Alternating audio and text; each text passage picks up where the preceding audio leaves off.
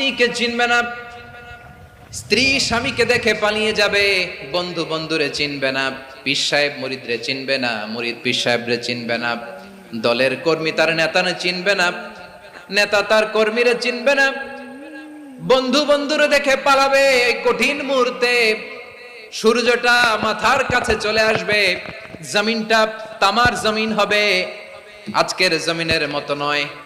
মানুষ ঘর্মাক্ত, ক্লান্ত, শ্রান্ত মাথার মগজগুলো কানের ছিদ্র আর নাকের ছিদ্র দিয়ে বেয়ে বেয়ে পড়বে।